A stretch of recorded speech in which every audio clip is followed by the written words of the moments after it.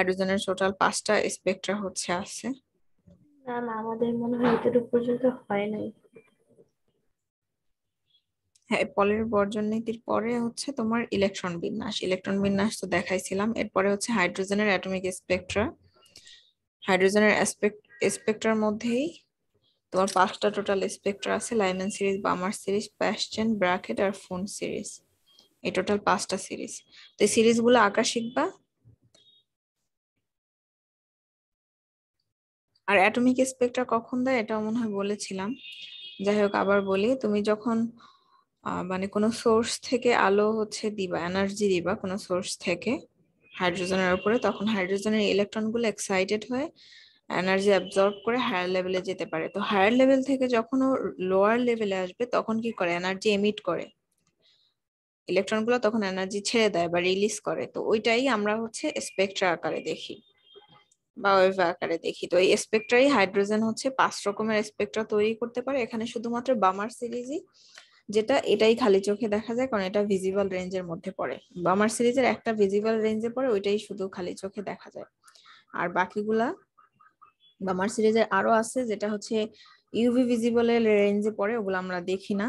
এবং প্যাসচেন, ব্র্যাকেট আর ফুন সিরিজ এগুলো পড়ে তোমার এই লাস্টের 3টা হচ্ছে আইআর এ পড়ে, ইনফ্রারেড। তো এগুলো হচ্ছে দেখা যায় না। লাইমেন সিরিজ পড়ে আল্ট্রাভায়োলেট রিজিয়নে, এটাও দেখা যায় না, মানে এমনিতে, মানে হিউম্যান আইতে দেখা যায় না আর কি।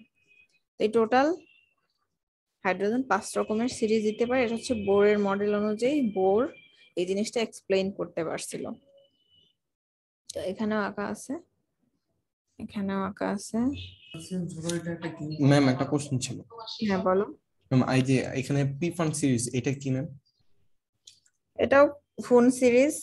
এটা হচ্ছে তোমার ইলেকট্রন গুলা যখন হায়ার লেভেল থেকে লোয়ার লেভেলে আসে, ইলেকট্রন যখন হচ্ছে একদম ফার্স্ট লেভেলে আসে হায়ার লেভেল থেকে তখন হচ্ছে লাইমেন সিরিজ, যখন সেকেন্ড লেভেলে আসে তখন বামার সিরিজ, আর ইলেকট্রন যখন হচ্ছে থার্ড লেভেলে কোশ্চেন আসে তখন তারপর হচ্ছে। ব্র্যাকেট। ম্যাম ওইগুলা হ্যাঁ, বুঝি, পিফান সিরিজ কি এটা পুরো হোল স্ট্রাকচারটাকে বোঝানো হয়েছে? না, এটা আলাদা। ওই ও আচ্ছা, লাইমেন সিরিজ 5টা সিরিজ না টোটাল, 1 2 3 4 5। জি ম্যাম। তো ফোন সিরিজ হচ্ছে 5 নাম্বারটা। ও যখন আচ্ছা 5 নাম্বার লেভেলে আসতে পারে, মানে এনার্জি লেভেলে যখন ইলেকট্রনটা 5 নাম্বার এনার্জি লেভেলে আসবে তখন হচ্ছে ফোন সিরিজ। এগুলো আসলে একবারে তো হয় না, একবারে দেখে না, এটা জি দেখাইছে জি ম্যাম, জানি এটা। একটা একটা করে কিন্তু হয়। পিফানটা আমি শুনিনি তো কখনো, তাই বলো। টোটাল 5টা। আর যদি এই ইলেকট্রন একটার বেশি হয়, যেমন higher electron number of electron থাকে কোনো এলিমেন্টে, তখন এগুলোকে আমরা বলি এক্স রে, বড় বড় অ্যাটম গুলার ক্ষেত্রে। তো এক্স রে জিনিসটাও কিন্তু ওই সেম ওয়েতেই কাজ করে, যে এনার্জি অ্যাবজর্ব করলে যখন ইলেকট্রন হায়ার লেভেলে চলে যায় তখন আবারও লোয়ার লেভেলে আসে। তো তখন আমরা বিভিন্ন রে দেখতে পাই, রে দেখা যায় আর কি। সবগুলোই যে দেখতে পাই এমন না, আমরা তো শুধুমাত্র ভিজিবলে যেটা পড়বো ওটাই দেখা যায়। তো এই ফার্স্ট লেভেলে যখন আসে কে শেল আর কি, ফার্স্ট শেলটাকেই তো আমরা কে শেল বলি, সেকেন্ড শেলটাকে এল, তারপরে এম, তারপরে এন, তারপরে ওপি, এভাবে করে যাবে। তো এক একটা রে এখানে নাম দেওয়া হয়েছে, আলফা, বিটা, গামা, ডেল্টা, এভাবে করে। তো কে শেলে আসলে তখন প্রথম ইলেকট্রনটা যখন আসে সেকেন্ড শেল থেকে ফার্স্ট শেলে তখন হচ্ছে কে আলফা। আবার যখন থার্ড শেল থেকে ফার্স্ট শেলে আসে তখন হচ্ছে কে বিটা। থার্ড শেল থেকে ফার্স্ট শেলে আসলে কে গামা, এভাবে করে। আর পরবর্তী সেকেন্ড শেলটার নাম তো এল শেল, এটা আমরা জানি। আর থার্ড শেলের নাম হচ্ছে এম, তারপর এন, তারপর ও। এগুলো জাস্ট আঁকা শিখবা, বা তোমাকে যদি এরকম একে দেখায় যে এই রশ্মিটার নাম কি, কে আলফা কিনা কে বিটা, এগুলো জাস্ট কুইজের মতো কোশ্চেন আর কি, বড় কোনো কোশ্চেন এখান থেকে আসবে না। আর কোয়ান্টাম নাম্বার, এখান থেকে কি কি বললাম আমরা, বোরের মডেল, কোয়ান্টাম নাম্বার, দেন ইলেকট্রন, প্রোটন, নিউট্রন কিভাবে বের করতে হয়, আর ইলেকট্রন বিন্যাস, আর 3টা রুলস পড়ছি: আব্বর প্রিন্সিপাল, হুনস রুল, আর হচ্ছে পলির বর্জন নীতি। এই 3টা রুলস আমরা পড়লাম। এখন আমরা নেক্সট চ্যাপ্টারে যাব। নেক্সট চ্যাপ্টার হচ্ছে আমাদের পিরিয়ডিক টেবিল।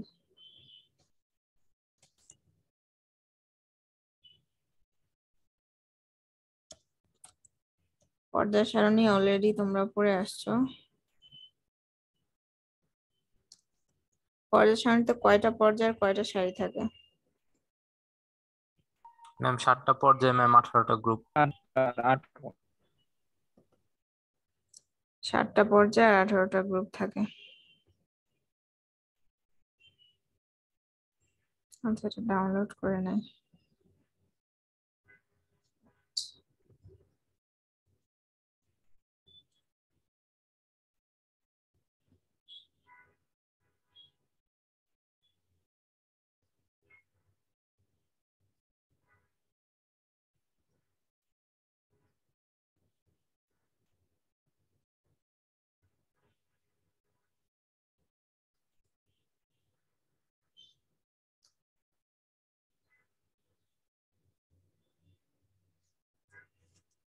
তো পিরিয়ডিক টেবিলের এই যে 7টা পর্যায় 18টা গ্রুপ, এটাও কিন্তু একদম ফার্স্টই এভাবে তৈরি হয়নি, আস্তে আস্তে ধাপে ধাপে এসেছে।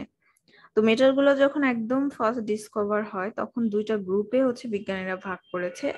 একটা গ্রুপে রাখছে তারা, তখন শুধুমাত্র মেটাল গুলাই আবিষ্কার হয়েছিল প্রথম দিকে, বা মেটাল গুলাই তারা চিনতে পারছে, যেগুলো মেটাল নাম দিতে পারছে। কিছু আছে তোমার নোবেল মেটাল, আর কিছু বেস মেটাল। দামি দামি যেগুলো মেটাল ওগুলাকে নোবেল মেটাল বলা হতো, গোল্ড, সিলভার। দেন হচ্ছে বাকি যে মেটাল গুলো কপার, আয়রন, টিন, লেড, এগুলোর নাম দিয়েছে বেস মেটাল। তো এই মোটামুটি কিছু অ্যাটম যেগুলো আবিষ্কার হয়েছিল তখন এইভাবে নামকরণ করা হয়েছিল।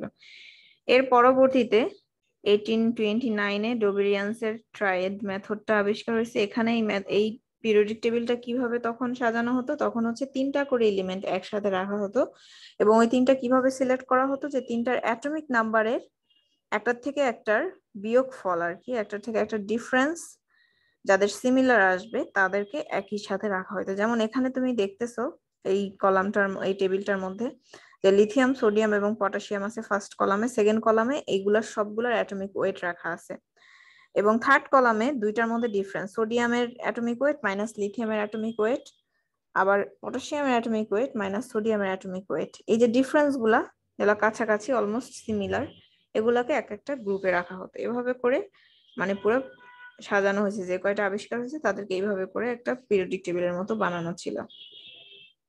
তো সেকেন্ড কলামে আছে ক্লোরিন, তারপরে ব্রোমিন, আয়োডিন, তারপরে আছে আয়রন, কোবাল্ট আর নিকেল।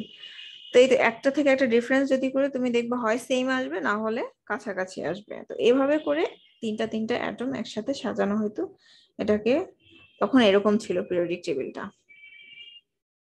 তো এরপরে ল অফ অক্টাভেট আসছে। ল অফ অক্টাভেট হচ্ছে যাদের 8টা এলিমেন্ট, মানে প্রথম 8টা এলিমেন্টের বৈশিষ্ট্য একই রকম হবে, তারপরে আবার এভরি 8 এলিমেন্ট পরে আবার একটা লিস্ট করতেছে।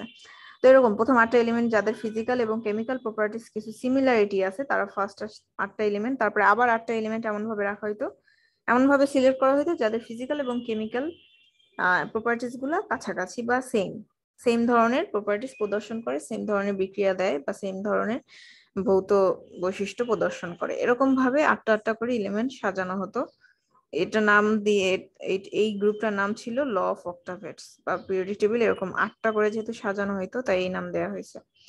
তো এর পরবর্তীতে মেন্ডেলিফের পিরিয়ডিক ল, যেটাই আর কি মডিফাইড হয়ে এখন আমাদের আধুনিক পিরিয়ডিক ল, পিরিয়ডিক টেবিল হিসেবে আছে। তো মেন্ডেলিফের পিরিয়ডিক টেবিলটা এমন ভাবে সাজানো হইতো এলিমেন্ট গুলাকে যাদের ফিজিক্যাল এবং কেমিক্যাল প্রপার্টিস গুলো সেম, তাদেরকে অ্যাটমিক নাম্বার অনুযায়ী সাজানো হতো, তাদেরকে একই সাথে রাখা হতো, বাট সাজানোটা কিভাবে হতো অ্যাটমিক ওয়েট অনুযায়ী। এইটাই মডিফাইড হয়ে মডার্ন পিরিয়ডিক টেবিলে আছে, অ্যাটমিক ওয়েটের জায়গায় অ্যাটমিক নাম্বার অনুযায়ী এখন আমরা আমাদের পিরিয়ডিক টেবিল যেটা আমরা জানি, এখানে অ্যাটমিক নাম্বার অনুযায়ী রাখা, অ্যাটমিক ওয়েট অনুযায়ী না। তার মানে যার অ্যাটমিক নাম্বার 1 তাকে 1 নম্বর পজিশনে, যার হচ্ছে 3 তার 3 নম্বর পজিশনে, এভাবে করে। এবং একই গ্রুপে যারা আছে তাদের কেমিক্যাল এবং ফিজিক্যাল প্রপার্টি সেম। তো কলাম কোনগুলাকে বলি, যেগুলো ভার্টিক্যাল ওগুলাকে আমরা কলাম বা গ্রুপ বলি, লম্বালম্বি টোটাল 18টা গ্রুপ আছে। আর পিরিয়ড কোনগুলাকে বলি, যেগুলো হরিজন্টালি আবার রো আকারে আছে, এগুলাকে আমরা পিরিয়ড বলি। পিরিয়ডের সবার সিমিলার ক্যারেক্টারিস্টিক আছে, প্লাস গ্রুপেও যারা আছে তাদেরও কিন্তু ফিজিক্যাল এবং কেমিক্যাল প্রপার্টিস সেম। যেমন তুমি গ্রুপ 1-এ এখানে হাইড্রোজেনের সাথে কিছু কিছু প্রপার্টিস মিল থাকলেও অমিলি বেশি হাইড্রোজেন গ্যাস, আর বাকিগুলা হচ্ছে তোমার মেটাল। হাইড্রোজেন বাদে বাকি যারা আছে 2 নাম্বার গ্রুপ থেকে একদম লাস্ট পর্যন্ত, 2 নাম্বার গ্রুপ না 2 নাম্বার পিরিয়ড থেকে লাস্ট পর্যন্ত sodium, lithium, sodium, potassium, caesium, francium, এগুলাকে সবগুলাকে আমরা অ্যালকালি মেটাল বলি। তারপর গ্রুপ 2 মেটাল গুলাকে অ্যালকালি আর্থ মেটাল বলি। একই সাথে নাম দিছি কেন? কারণ এদের ফিজিক্যাল এবং কেমিক্যাল প্রপার্টি সেম, তাই। তো এখানে টোটাল পিরিয়ডিক টেবিলটা দেখতে পাচ্ছ, এই যে গ্রুপ 1 2 কারা কারা আছে সবই এখানে দেয়া আছে। এখন 118টা পর্যন্ত, 121টা পর্যন্ত এখন পর্যন্ত আবিষ্কার হয়েছে আর কি। আর ল্যান্থেনাইট অ্যাক্টিনাইট সিরিজটা তো পিরিয়ডিক টেবিলের বাইরে রাখা হয়েছে, এটা কিছুই না, জাস্ট পিরিয়ডিক টেবিলের সৌন্দর্যের জন্য, আর কিচ্ছু না। এটাকে যদি তুমি এই দুইটা জায়গায়, এই ফাঁকা জায়গা দুইটাতে আনতা, তখন কি হইতো? এগুলো সব সরে যেত, এদিকে আসতো, এখানে একটা গ্যাপ হয়ে যেত আর কি। এই কারণে এটাকে এখানে বসাইছে। এর মানে হচ্ছে এই ফাঁকা জায়গা দুটাতেই কিন্তু এই সবগুলো এলিমেন্ট বসার কথা।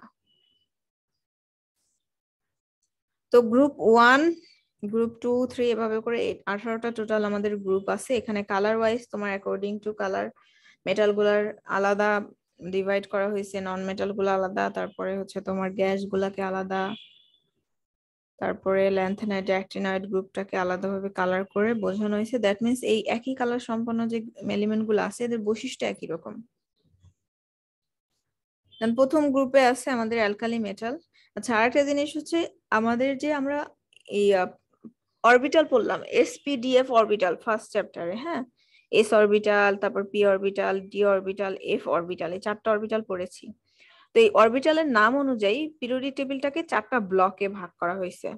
আমাদের যেমন ঢাকা শহরে বিভিন্ন রাস্তায় ব্লক থাকে, উত্তরা বা ধানমন্ডির দিকে দেখলে এ ব্লক, সি ব্লক, এই ব্লক, সেই ব্লক, বসুন্ধরা সিটিতেও গেলে দেখবা ব্লক ব্লক আছে। এরকম পিরিয়ডিক টেবিলটাকেও 4টা ব্লকে ভাগ করা হয়েছে, এসপিডিএফ। এবং এই ব্লকের নামকরণ গুলো আসছে এভাবে যে ইলেকট্রন বিন্যাস করার পরে লাস্ট ইলেকট্রনটা বা সর্বশেষ ইলেকট্রনটা যে অরবিটালে যায় ওইটাকে ওই ব্লকের আন্ডারে রাখা হয়েছে।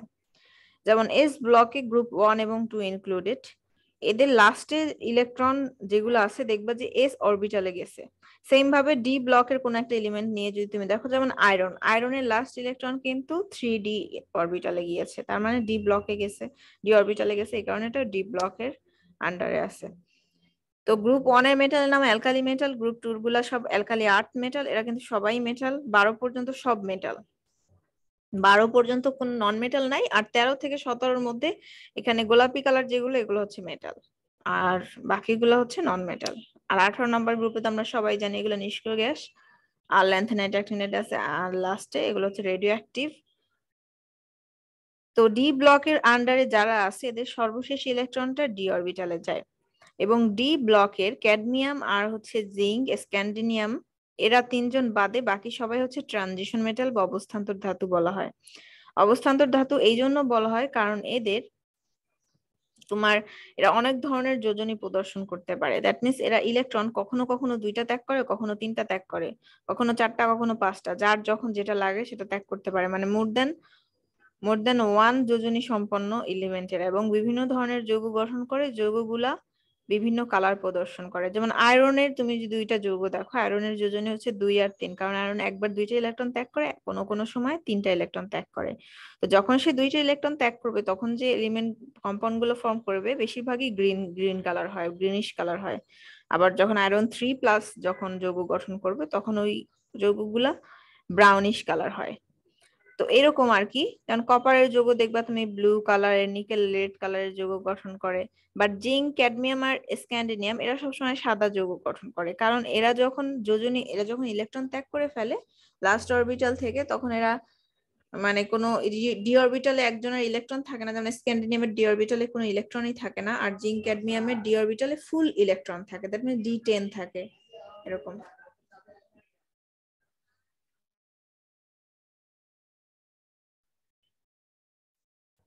তো এই বৈশিষ্ট্যগুলা সামনে দেয়া আছে, আমি দেখাই দিচ্ছি। ডি ব্লক, এই যে দেখো এখানে তোমার আগের পেজে দেখো, এখানে ডি ব্লক এলিমেন্ট যে এইখানে সব প্রপার্টিজ গুলা দেয়া আছে, হ্যাঁ। এখানে যে ক্যাটালিস্ট হিসেবে কাজ করে, কালার ফর্ম করে, দেন হচ্ছে কম্পাউন্ড গুলা প্যারাম্যাগনেটিক ম্যাগনেটিক বিহেভিয়ার দেয়, এগুলো হচ্ছে ট্রানজিশন মেটালের বৈশিষ্ট্য। এগুলো মনে হয় আগে পড়ে আসছো, তারপর এখন দেখবা, কারণ ট্রানজিশন মেটালের প্রপার্টিজ গুলো আমাদের লাগবে, হ্যাঁ।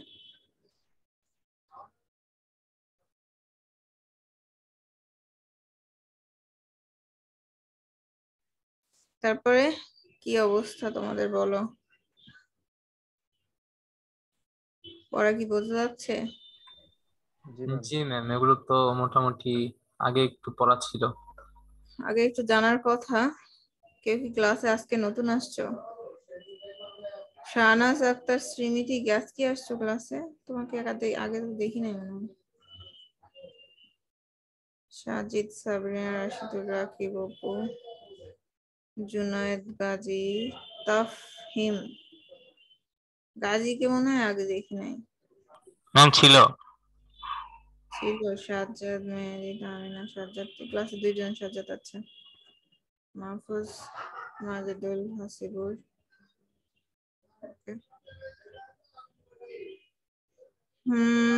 তার মানে টোটাল 4টা ব্লকে ভাগ করা হয়েছে এইভাবে। আচ্ছা, তোমাদের কোনো এলিমেন্ট দিলে কিভাবে ওর গ্রুপ বা পিরিয়ড ডিটারমাইন করতে হয় এটা জানো? জি ম্যাম। কিভাবে করি বলো তো?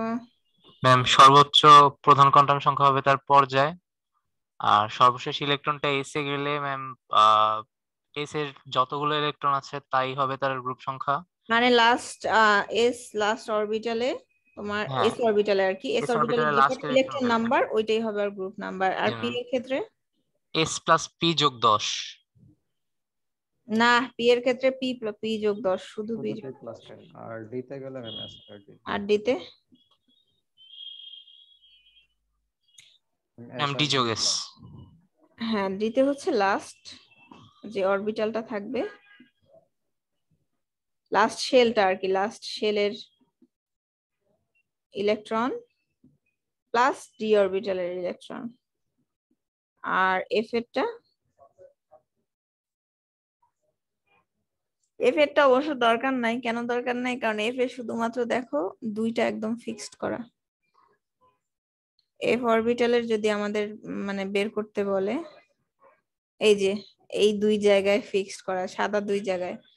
ওর গ্রুপ কিন্তু 2টাই শুধু, আর কিন্তু গ্রুপ না। আর 3 নাম্বার গ্রুপে আছে ল্যান্থেনাইড, অ্যাক্টিনাইড, মানে এই ব্লকের যারা আছে সবাই 3 নাম্বারে। গ্রুপ নাম্বার 3 হবে সবার, কারণ এটা তো এখানেই ফিক্সড।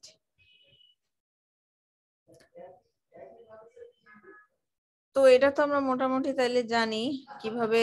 সবাই কি বুঝতে পারছো কিভাবে গ্রুপ এবং পিরিয়ড বের করতে হয়? সাকিব, হোসেন, সাকিব,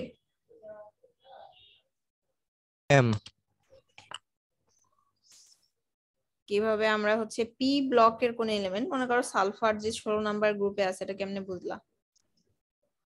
কিভাবে বের করতে পারি আমরা? তো মনে করো তুমি জানো না সালফার 16 নাম্বার গ্রুপে আছে আর 3 নাম্বার পিরিয়ডে আছে, তো তোমাকে জিজ্ঞেস করলো সালফার কত নাম্বার গ্রুপ এবং পিরিয়ডে আছে, তুমি কিভাবে বের করবা?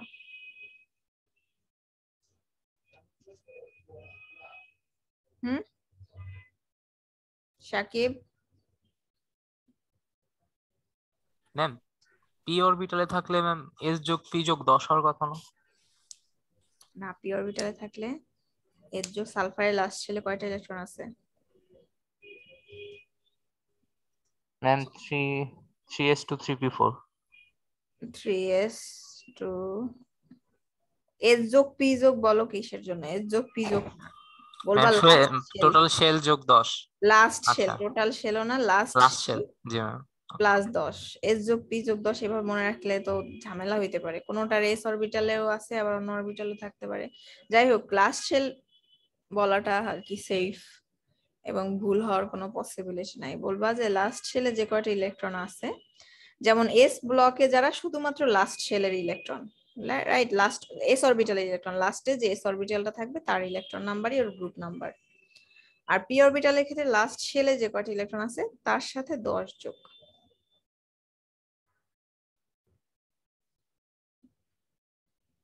ওকে, তাইলে এটা তো আমরা অলরেডি পারি। কারো কি কোনো সমস্যা আছে গ্রুপ আর পিরিয়ড বের করা নিয়ে? না ম্যাম। না ম্যাম। তাইলে আমরা এটা বাদ দিই। আচ্ছা, এখন পিরিয়ডিক টেবিলে মোটামুটি এগুলাই। আর হাইড্রোজেনের 1 নাম্বার গ্রুপে রাখা হয়েছে, প্রথম কাহিনী হচ্ছে হাইড্রোজেনের অ্যাটমিক নাম্বার 1, তো তাকে তো পজিশন 1-এই রাখবে। এখন সে ঠিক আছে, তার গ্রুপে বাকি সবাই হচ্ছে মেটাল, কিন্তু সে তো গ্যাস। বাট তার কিছু কিছু বৈশিষ্ট্য আছে যেগুলো বাকিদের সাথে মিলে, যেমন ওরা কিছু অক্সাইড ফর্ম করে, বাকি মেটালরা হাইড্রোজেনের সেম ধরনের অক্সাইড ফর্ম করে। হাইড্রোজেনের লাস্টের ইলেকট্রন 1s1 মানে s অরবিটালে গিয়েছে, বাকিদেরও s অরবিটালে গিয়েছে। তো এইসব কিছু বৈশিষ্ট্য যেহেতু হাইড্রোজেনের সাথে মিলে, আবার কিছু প্রপার্টিস মিলবে না, এটাই স্বাভাবিক, যেহেতু গ্যাস ও হচ্ছে মেটাল। কিন্তু এখানে আর কি এটা একটা পিরিয়ডিক টেবিলের ডিফেক্টও বলা চলে, যে হাইড্রোজেন এখন কোথায় রাখতো, আর রাখতে পারতো হিলিয়ামের সাথে বা ওই গ্যাস গুলোর সাথে, কিন্তু ওরা তো আবার নিষ্ক্রিয় গ্যাস, ওদের বৈশিষ্ট্য অন্যরকম, ওদের ইলেকট্রন সংখ্যা ফুলফিল আছে, বাট ওর তো ইলেকট্রন সংখ্যা ফুলফিল নাই। তো এইসব মিলাইয়া হাইড্রোজেনকে আসলে পজিশন 1-এ রাখাটাই বেশি শ্রেয় মনে হয়েছে, তাই পজিশন 1-এ রাখছে। আর ল্যান্থেনাইট অ্যাক্টিনাইট গ্রুপকে পিরিয়ডিক টেবিলে বাইরে রাখা হয়, সেটা মূলত জাস্ট পিরিয়ডিক টেবিলের সৌন্দর্যটা করার জন্য, কারণ যদি এখানে রাখতো এই জায়গাটার মধ্যে গ্রুপ 3-এ, তাইলে তো এই জায়গাটা এই সবগুলাকে সরাইতে হইতো, তার মানে এখানে এত বড় একটা গ্যাপ দিয়ে তারপর 4 নাম্বার গ্রুপটা শুরু করা লাগতো, আর এই জায়গাটা পুরা খালি থাকতো, দেখতেও ভালো লাগতো না। এই কারণে জাস্ট এখানেই যে বসবে এটা বোঝানোর জন্য নিচে দেওয়া হয়েছে। এটাও পিরিয়ডিক টেবিলের একটা ডিফেক্ট বলা হয়। এই তো মোটামুটি এগুলার এখানে সবগুলোর বৈশিষ্ট্য দেয়া আছে, এগুলো আমি একটু একটু বলে দেই। যেমন গ্রুপ 1-এ যারা আছে এরা সবাই মেটাল, এবং গ্রুপ 2-এ যারা আছে এরাও কিন্তু মেটাল, এবং গ্রুপ 1-2 দ্যাট মিনস এস ব্লকের যে এলিমেন্ট গুলা, এদের সবার লাস্ট ইলেকট্রন এস অরবিটালে যায়, এবং এরা সবাই সফট মেটাল। দ্যাট মিনস এরা মেটাল গুলা, আমরা যেরকম মেটাল চিনি আয়রন বা কপারের কথা চিন্তা করলে আমরা হার্ড, মানে ওগুলো আমরা খালি হাতে কিন্তু ইচ্ছা করলেই বাঁকাইতে টাকাইতে অত ইজিলি পারি না, যদি হচ্ছে বেশি শক্ত হয়, পাতলা না হয়। বাট এই মেটাল গুলো সফট, তুমি হাত দিয়ে টিপ দিলে এরা হচ্ছে ডেবে যাবে, এরকম এতটা সফট হয়। বাট গ্রুপ 1 এবং 2 এর যারা আছে এরা সব রিঅ্যাক্টিভ এলিমেন্ট, মানে এরা ইজিলি রিঅ্যাক্ট করে। যেমন সোডিয়ামকে আমরা জানি সবাই কেরোসিনের নিচে রাখা হয়, কারণ সোডিয়াম বাতাসের সংস্পর্শে আসলে বিক্রিয়া করে ফেলে। এই কারণে এরা খালি মেটাল অবস্থায় মানে পরিবেশে এক্সিস্ট করে না, এরা দেখা যায় কোনো আকরিকের মধ্যে বা কোনো কম্পাউন্ড হিসাবে এরা হচ্ছে অবস্থান করে। তারপরে ডি ব্লকের কিছু বৈশিষ্ট্য তো বলিয়ে দিলাম। তারপরে পি ব্লকে যারা আছে এরা তো হচ্ছে নন মেটাল, ওই গ্রিন গুলা যারা আছে গ্রিন গুলা সবাই হচ্ছে নন মেটাল। আর নন মেটাল এরা সবসময় দেখবা তুমি, নন মেটাল গুলোর আর কি বৈশিষ্ট্য থাকতে পারে, এদের তোমার যে আয়নিক করণ শক্তি এগুলো অনেক বেশি হবে, কারণ এরা ইলেকট্রন সহজে ত্যাগ করতে চায় না, এরা হচ্ছে অ্যাকসেপ্ট করতে চায়। যেমন 16-17-র দিকে হচ্ছে সবচেয়ে বেশি, তারপরে তুমি 1 2 3 4 এগুলোর থেকে 13-14-র আয়নাইজেশন এনার্জি আরো বেশি, এবং এরা বিভিন্ন ধরনের অক্সাইড ফর্ম করতে পারে। তো এই কিছু কিছু বৈশিষ্ট্য, এবং এই বৈশিষ্ট্যগুলো সব লেখা আছে, তোমরা একটু দেখে নিও, দু একটা করে বৈশিষ্ট্য অবজেক্টিভে কোশ্চেন থাকতে পারে অবজেক্টিভ আকারে, তো ওইগুলা পড়বা, অবজেক্টিভের জন্য পড়বা আর কি। তো রিডিং এমন ভাবে পড়বা যাতে ওখান থেকে মানে অপশন দিয়ে তোমাকে যদি কোশ্চেন দেয় যাতে তুমি অ্যান্সার করতে পারো। ওকে, এখন আমরা নেক্সট স্লাইডে যাই। এই যে এখানে সব বৈশিষ্ট্যগুলো দেয়া আছে মোটামুটি, এগুলো একটু রিডিং দিও, 2-3 বার রিডিং দিও, হ্যাঁ, তাইলেই হবে, অত মুখস্থ করা লাগবে না। আচ্ছা, এখন একটা জিনিস জানি, সেটা হচ্ছে পিরিয়ডিক প্রপার্টিজ গুলা কি কি। তো পিরিয়ডিক টেবিলে আমরা জানি যে লেফট টু রাইট এগুলো আমাদের আগে মোটামুটি পড়া আছে। যদি এই লেফট থেকে রাইটের দিকে যাই তাহলে আস্তে আস্তে কি করে, এলিমেন্টের সাইজ গুলা আস্তে আস্তে কমতে থাকে, তার মানে সাইজ মানে ওরা আস্তে আস্তে ছোট হতে থাকে সাইজে। আর যদি উপর থেকে নিচে যাই তখন এলিমেন্টের সাইজ আস্তে আস্তে বাড়তে থাকে। সেটা যে কোনো গ্রুপ বরাবর তুমি যদি ডাউনে যেতে থাকো এলিমেন্টের সাইজ গুলো, অ্যাটমের সাইজ গুলো আস্তে আস্তে বাড়তে থাকে। এখন লেফট টু রাইট গেলেও কিন্তু ইলেকট্রন সংখ্যা বাড়ে, ডাউনে গেলেও ইলেকট্রন সংখ্যা বাড়তেছে, বাট ডাউনে গেলে প্রত্যেকটা এলিমেন্টের একটা করে শেল বাড়তে থাকে। যেমন লিথিয়ামের থেকে সোডিয়ামের একটা শেল বেশি, সোডিয়ামের থেকে পটাশিয়ামের একটা শেল বেশি। এই যে আস্তে আস্তে করে একটা একটা স্তর অ্যাড হচ্ছে, একটা একটা করে শেল অ্যাড হচ্ছে। স্তরগুলা বাড়ার কারণেই কিন্তু ওদের সাইজটা, রেডিয়াসটা বড় হয়ে যায়। অ্যাটমিক রেডিয়াস মানে বড় মানে সাইজ বড়। আর লেফট টু রাইটে গেলে ইলেকট্রন বাড়ে কিন্তু কোনো শেল বাড়ে না। দুইটা ইলেকট্রন যখন একই শেলে থাকবে আর 5টা ইলেকট্রন যখন একই শেলে থাকবে, তখন যা 5টা ইলেকট্রন সেম শেলে সেম নাম্বার অফ শেলে আছে, তখন 5টা ইলেকট্রন যার আছে তার সাইজটা ছোট হয়ে যাবে। এর কারণ হচ্ছে অ্যাটমের সেন্টারে থাকে কি নিউক্লিয়াসে থাকে কি প্রোটন। তাই না? প্রোটন গুলো সব কিন্তু পজিটিভ চার্জ, আর একটা এলিমেন্টে যদি এলিমেন্টটা নিউট্রাল অবস্থায় থাকে, দ্যাট মিনস ওর কোনো পজিটিভ নেগেটিভ ক্যাটায়ন বা অ্যানায়ন হিসেবে যদি না থাকে, তাহলে ওর যে কয়টা নিউট্রন ওই কয়টা, যে কয়টা প্রোটন ওই কয়টাই হচ্ছে ইলেকট্রন থাকবে। এবং ইলেকট্রন গুলো কোথায় থাকে? এই শক্তি স্তরে। এখানে যদি দুইটা শক্তি স্তর থাকে তাহলে দুইটা শক্তি স্তরে থাকবে। তার মানে এখানে ইলেকট্রন গুলো কি করবে? ইলেকট্রন নেগেটিভ চার্জ, সবগুলো ইলেকট্রন নেগেটিভ চার্জ, এই নেগেটিভ চার্জ গুলো এই পজিটিভ চার্জ দ্বারা অ্যাট্রাক্টেড হবে। এবং এটা আগের ক্লাসে বলছিলাম, এই অ্যাট্রাকশনটার নাম হচ্ছে ইলেকট্রোস্ট্যাটিক ফোর্স। তোমার যত ইলেকট্রন সংখ্যা বাড়বে অ্যাট্রাকশনটাও তত বেশি হবে। অ্যাট্রাকশনটা বেশি হওয়ার কারণে করে কি, ইলেকট্রন তো এমনিও চারদিকে ঘুরতে থাকে, তো তার দিক থেকে ওরা প্রোটনের দিকে যাইতে চায়, মানে প্রোটনের সাথে অ্যাট্রাকশন বাড়তে থাকে আস্তে আস্তে, ইলেকট্রন সংখ্যা যত বাড়তে থাকে। তো ইলেকট্রন গুলো ভেতরের দিকে যত অ্যাট্রাক্টেড হবে, ওই যেটা রেডিয়াসটা থাকে, রেডিয়াসটা কনসেন্ট্রেট হয়ে যায়, নিউক্লিয়াসের দিকে যে থাকে, মানে ভেতরে ঢুকতে চায়। তার মানে রেডিয়াস যেটা থাকার কথা, মানে লিথিয়ামের যে রেডিয়াসটা, বেরিয়ামের রেডিয়াসটা আরো কম। সেম ভাবে বোরনের ক্ষেত্রে আরো কম, কার্বনের ক্ষেত্রে আরো কম, কমতে কমতে ফ্লোরিনের ক্ষেত্রে অনেক কম। এই জন্য এই গ্রুপে ফ্লোরিনের সাইজ হচ্ছে সবচেয়ে ছোট সাইজ। ওর 9টা ইলেকট্রন আছে, ওর 9টা ইলেকট্রন 9টা প্রোটনের সাথে অ্যাট্রাক্টেড অবস্থায় থাকে, কিন্তু দুইটা শেলের মধ্যেই। বাট লিথিয়ামের মাত্র 3টে ইলেকট্রন 2টা শেলের মধ্যে থাকে। তো 3টে ইলেকট্রনের যে অ্যাট্রাকশন শেল গুলা যে যতটুক চাপবে, তার থেকে ফ্লোরিনের ক্ষেত্রে বেশি চাপবে নিউক্লিয়াসের দিকে, এই কারণে ফ্লোরিনের সাইজটাও ছোট হয়ে যায়। তো দ্যাটস ওয়াই যে কোনো পিরিয়ড বরাবর যদি আমরা লেফট টু রাইট যাইতে থাকি, সাইজ আস্তে আস্তে কমতে থাকবে। এবং এই সেম কারণে লেফট টু রাইট গেলে আমাদের আয়োনাইজেশন যে এনার্জি, আয়নীকরণ শক্তি যেটাকে বলি। আচ্ছা, আয়নীকরণ শক্তি কাকে বলে? গ্যাসীয় অবস্থায় এক মোল পরমাণু থেকে এক মোল ইলেকট্রন অপসারণ করে এক মোল ধনাত্মক আয়নে পরিণত করতে যে পরিমাণ শক্তির প্রয়োজন হয়, কোন একটা এলিমেন্ট থেকে, এলিমেন্টের সর্বশেষ শক্তি স্তর থেকে একটা বা দুইটা বা তিনটা ইলেকট্রন রিমুভ করার জন্য, মানে ইলেকট্রন রিমুভ করার জন্য যে শক্তিটা দরকার, ওটাকে আমরা আয়নীকরণ শক্তি বলি। তো লেফট টু রাইট থেকে তুমি দেখবা যে ইলেকট্রন সংখ্যা বাড়ার সাথে সাথে ওদের সাইজ কমতে থাকে। আর সাইজ ছোট হওয়ার মানে হচ্ছে তোমার লাস্ট শেলের ইলেকট্রনের সাথে প্রোটনের অ্যাট্রাকশনটা বেশি হবে, তো ওখানে বেশি শক্তিশালী বন্ধনে ওরা অ্যাট্রাক্টেড থাকবে, তো ওখান থেকে ইলেকট্রন সরাইতে তোমার বেশি শক্তি লাগবে। দ্যাটস ওয়াই ফ্লোরিন থেকে ইলেকট্রন সরাইতে তোমার যত শক্তি লাগবে, তার থেকে অনেক কম শক্তি লাগবে লিথিয়াম থেকে ইলেকট্রন সরাইতে, কারণ লিথিয়ামের সাইজটা হচ্ছে ফ্লোরিনের থেকে বড়। আবার উপর থেকে যত নিচে যাইতে থাকি আমরা, আয়নাইজেশন এনার্জি কমতে থাকে। এর কারণ হচ্ছে সাইজ বাড়তে থাকে। আমরা যদি একটা কথা চিন্তা করি,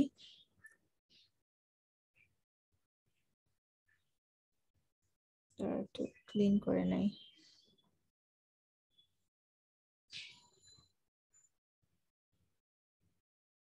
এখানে লিথিয়ামের সাইজ, লিথিয়ামের যেহেতু দুইটা শেল আছে, তো এরকম লিথিয়ামের সাইজটা এরকম হবে, মাঝখানে নিউক্লিয়াস থাকে। আবার যদি পটাশিয়ামের ক্ষেত্রে যাই, এটা যদি নিউক্লিয়াস হয় 1 2 3 4 মনে করো এরকম একটা, যাই হোক আন্দাজে আন্দাজে। তো এখান থেকে লাস্টের ইলেকট্রনের সাথে নিউক্লিয়াসের যে অ্যাট্রাকশন, আর ফ্লোরিন এই পটাশিয়ামের ক্ষেত্রে লাস্ট ইলেকট্রন থেকে নিউক্লিয়াসের বা প্রোটনের সাথে অ্যাট্রাকশন, এখানে ডিসটেন্সটা অনেক বেশি। তো আর এখানে ডিসটেন্সটা দেখো অনেক ছোট, তো এখান থেকে ইলেকট্রন যদি রিমুভ করো তোমার শক্তিটা বেশি প্রয়োগ করা লাগবে। বাট এখানে ডিসটেন্স বেশি হওয়ার কারণে এদের লাস্ট ইলেকট্রনের সাথে নিউক্লিয়াসের যে প্রোটন, তার সাথে অ্যাট্রাকশনটা অনেক কম হবে, তো এখান থেকে ইলেকট্রন সরাইতে তোমাকে শক্তিটাও কম প্রয়োগ করতে হবে। তো এই কারণে যত উপর থেকে নিচে যাইতে থাকি, যেহেতু শেল বাড়তেছে, দ্যাট মিনস ইলেকট্রনের বাড়তেছে, অ্যাট্রাকশনটাও কমতেছে আস্তে আস্তে, এই কারণে লাস্ট শেল থেকে ইলেকট্রন সরাতে আমাদের শক্তিটাও কম লাগে।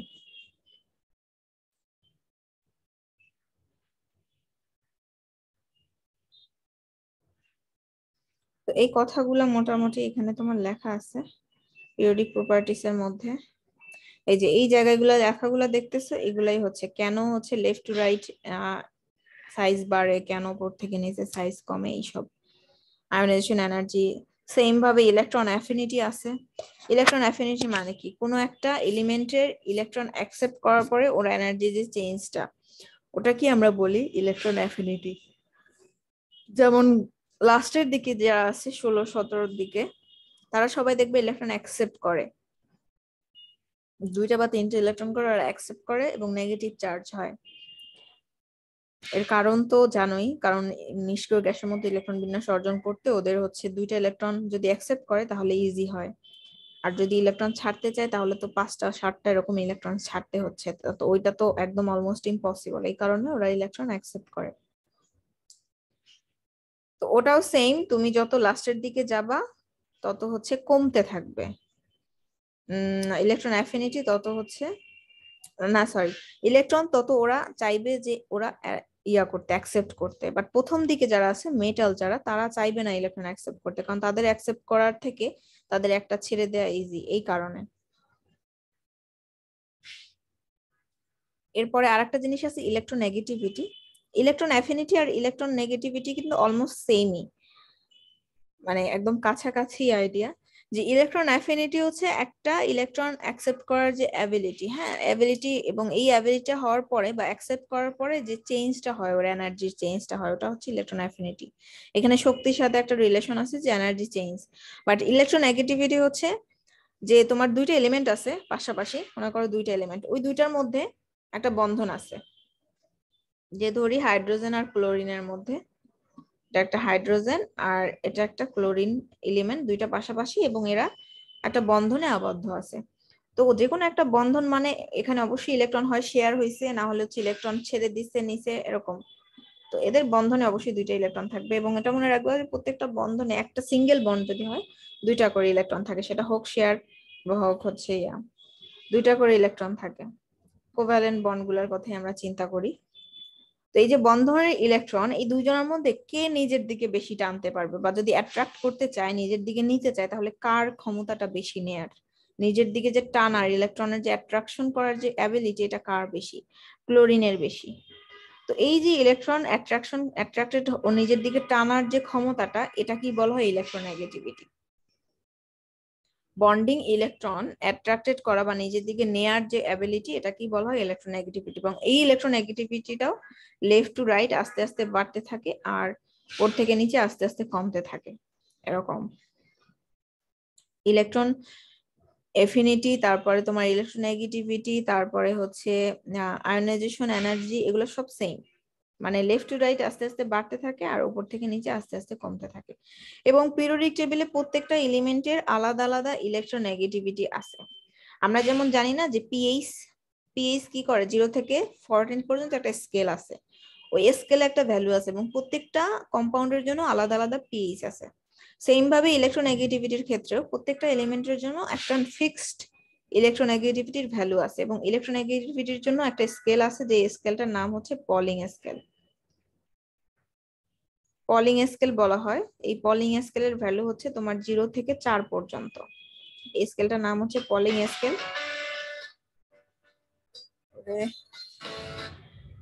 আচ্ছা, 0 থেকে 4 পর্যন্ত এই ভ্যালুগুলা তোমার, যার যত ভ্যালু, ওই ভ্যালু দেখে তুমি বুঝতে পারবা কার ইলেকট্রোনেগেটিভিটি বেশি কার কম। এবং এটা প্রত্যেকটা এলিমেন্টের জন্য ফিক্সড করা ভ্যালুগুলা। যেমন গ্রুপ 1-এ যারা আছে এদের ভ্যালু কিন্তু একটু কম, তারপর আস্তে আস্তে তুমি যদি গ্রুপ 2-তে যাও তাহলে আর একটু বাড়বে, গ্রুপ 3-তে যাও একটু বাড়বে, গ্রুপ 4-এ যাও একটু বাড়বে। পিরিয়ডিক টেবিলের সব থেকে ইলেকট্রোনেগেটিভ বেশি হচ্ছে ফ্লোরিনের, সব থেকে বেশি হচ্ছে ফ্লোরিনের 4, তারপরে আছে অক্সিজেন 3.5, এরপরে নাইট্রোজেনের হচ্ছে তোমার 3, ক্লোরিনের মূলত 3.1 হবে, এখানে 3 লেখা, এক্স্যাক্টলি হচ্ছে 3.1, ক্লোরিনের একটু বেশি নাইট্রোজেনের থেকে।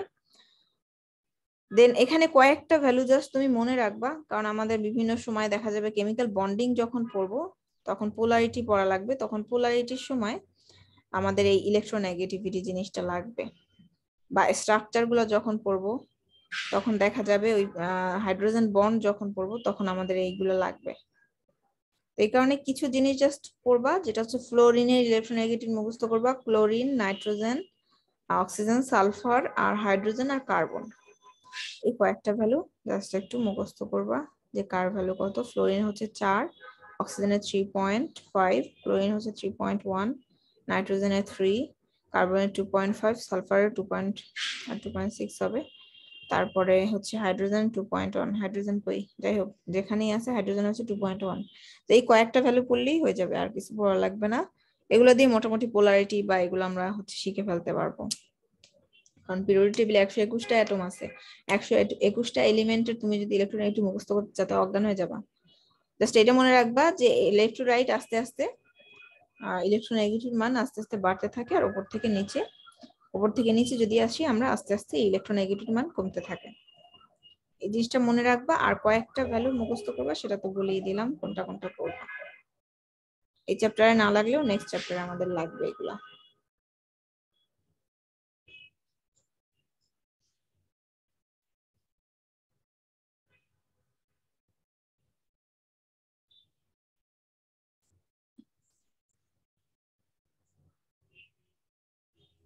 এখানে সবগুলোর ডেফিনেশন একসাথে দেয়া আছে। Ionisation energy, electron affinity, electronegativity একই সাথে দেয়া আছে। দেন কোন দিকে কোনটা বাড়ে কমে একসাথে দেয়া আছে। এভাবে করে পড়লে আর কি, মানে একটার সাথে একটা কম্পেয়ার করে তুমি যদি পড়ো তাহলে মনে রাখতে পারবে আরো ইজিলি। আচ্ছা, আর একটা টপিকস আছে এখান থেকে, এই টপিকসটা আমরা পড়বো, সেটা হচ্ছে ডায়াগোনাল রিলেশনশিপ, যেটাকে আমরা বাংলাতে পড়ে আসছি কর্ণ সম্পর্ক। মনে আছে কর্ণ সম্পর্ক?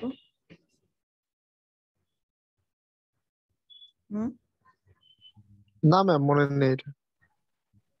আচ্ছা, পিরিয়ডিক টেবিলে আমাদের যে পর্যায় সারণীর গ্রুপ 2 এবং গ্রুপ 3 এর মধ্যে যদি আমরা এলিমেন্ট গুলা লিখি গ্রুপ ওয়াইজ, পিরিয়ড ওয়াইজ লিখতে থাকি, 18টা গ্রুপ আছে টোটাল, এবং হচ্ছে আমাদের 18টা গ্রুপের ডি ব্লক গুলা বাদ দিয়ে বাকিগুলা যদি লিখি, পিরিয়ড 2 এবং পিরিয়ড 3 সব এলিমেন্ট গুলো যদি আমি পাশাপাশি লিখি, তাহলে কোনাকুনি পজিশনে যে এলিমেন্ট গুলা পড়ে ওই এলিমেন্ট গুলার একটার সাথে একটা বৈশিষ্ট্য সিমিলার।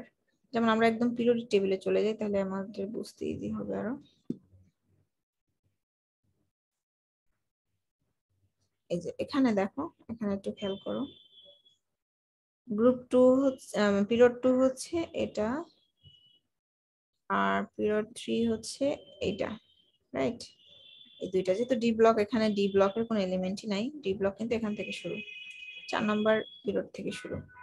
তো এবং 2 এবং 3 এর মধ্যে যে এলিমেন্ট গুলো কোনাকুনি, লিথিয়ামের সাথে তাহলে ম্যাগনেসিয়াম কোনাকুনি আসতেছে, বেরিলিয়ামের সাথে আসতেছে aluminium, boron silicon, carbon phosphorus, nitrogen sulphur, oxygen chlorine, এভাবে করে এবং এই পর্যন্ত।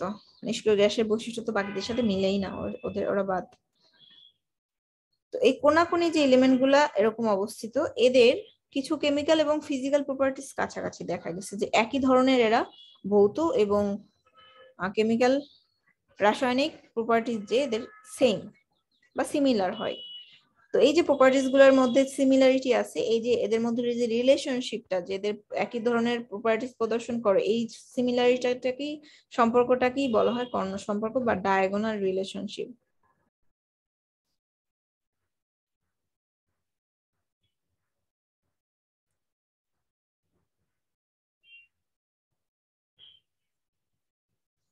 তো এখানে যে আমরা দেখতেছি লিথিয়াম এবং ম্যাগনেসিয়াম, লিথিয়াম হচ্ছে তোমার 2 নাম্বার পিরিয়ড এবং ম্যাগনেসিয়াম হচ্ছে 3 নাম্বার পিরিয়ডের 2 নাম্বার গ্রুপে আছে, রাইট? লিথিয়াম ম্যাগনেসিয়াম, লিথিয়াম হচ্ছে কার্বনেটের সাথে, যেমন লিথিয়াম কার্বনেট ফর্ম করে Li, যেহেতু কার্বনেটের যোজনী 2, CO3 এরকম একটা কম্পাউন্ড ফর্ম করে। সেম ভাবে ম্যাগনেসিয়ামও কার্বনেটের সাথে একটা কম্পাউন্ড ফর্ম করে, এবং এদের দুইজনের এটাও পানিতে ইনসলিবল, এটাও পানিতে ইনসলিবল। দ্যাট মিনস এরা আলাদা আলাদা গ্রুপের হচ্ছে, আলাদা আলাদা গ্রুপের এলিমেন্ট হয়েও এরা একই ধরনের যৌগ গঠন করতেছে, সিমিলার, এবং সেই যে যৌগটা গঠন করতেছে সেই যৌগটার দুইজনের একই রকমের বৈশিষ্ট্য।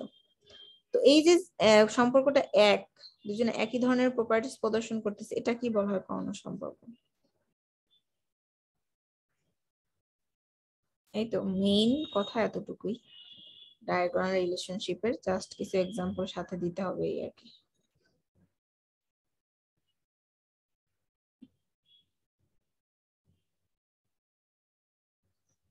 তো সামনে যাই আমরা, যে কথাগুলো এখানে লেখা, এখানে জাস্ট হচ্ছে 2টা পিরিয়ড এনে লিখে দিছে, 2 আর 3 নাম্বারটা।